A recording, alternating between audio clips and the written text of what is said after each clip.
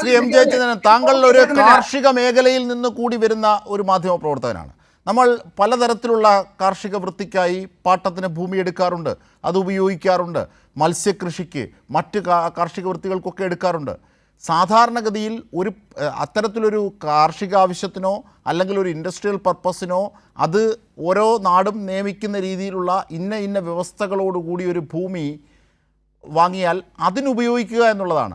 ആ പർപ്പസ് വിട്ട് അത് ഉപയോഗിക്കാതിരിക്കുകയും വർഷങ്ങൾക്ക് ശേഷം ആ ഭൂമി വലിയ വിലയ്ക്ക് കൈവശപ്പെടുത്തിയതിന് ശേഷം വിൽപ്പന നടത്തുകയും എന്നിട്ട് സെയിൽ ഡീഡ് ഉണ്ട് എന്ന് പറയുകയും ചെയ്യുന്നതിൽ അസ്വാഭാവികതയില്ലേ? അടിമുടി ശ്രീ എം ജയചന്ദ്രൻ. ഒറ്റ വാക്കി പറഞ്ഞാൽ എന്താണ്? പാട്ടഭൂമിയായിട്ട് തരപ്പെടുത്തി എടുക്കുക, ഏക്കർ കണക്കിന് ഭൂമി, 100 കണക്കിന് ഏക്കർ ഭൂമി പാട്ടഭൂമിയായിട്ട് തരപ്പെടുത്തി എടുക്കുക. എന്നിട്ട് വർഷങ്ങൾക്ക് ശേഷം അതിൽ തിരിമറി നടത്തി അത് വിൽപ്പന നടത്തി അതിൽ നിന്ന് കോടികൾ അടിച്ചു മാറ്റുക, കർഷകർക്ക് തുച്ഛമായ പണം കൊടുക്കുക.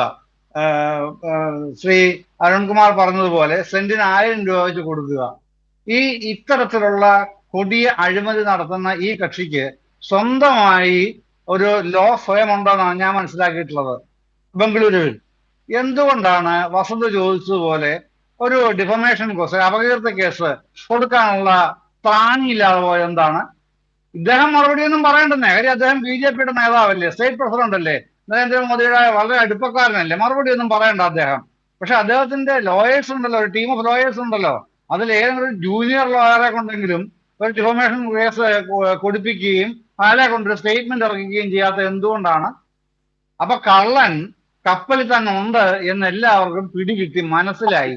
അത് നമ്മൾ പറയുമ്പോ ആ പറയുന്ന എന്റെ നേരെ അങ്ങനെ എന്നെ വരട്ടാൻ വന്നാലും ഞാൻ വരളാൻ പോകുന്നില്ല മിസ്റ്റർ. ഇത് കുറെ കണ്ടിട്ടാണ് ഇവിടെ എത്തിയിരിക്കുന്നത് കേട്ടോ. പറയാണെങ്കിൽ നേർക്ക് നേരെ പറയണം. നിങ്ങൾ ചാനലിൽ വന്നിരുന്ന അതിന് നിഴലിൽ മറഞ്ഞിരുന്ന് ഇത്തരത്തിൽ ഒളിയം ചെയ്തതൊന്നും ഞാൻ പേടിക്കുന്ന ആളെയല്ല. എനിക്കൊന്നും പേടിയില്ല നിങ്ങളെയൊന്നും. BJP ഒട്ടുമേ പേടിയില്ല, അത് വേറെ കാര്യം. ആണ് ഇങ്ങോട്ട് ഇങ്ങനെ കുറച്ചോണ്ട് വരുന്നത്. ഇത്രയും വലിയൊരു രാഷ്ട്രീയ അടിമയെ ഞാൻ കണ്ടിട്ടേ ഇല്ല BJPയുടെ.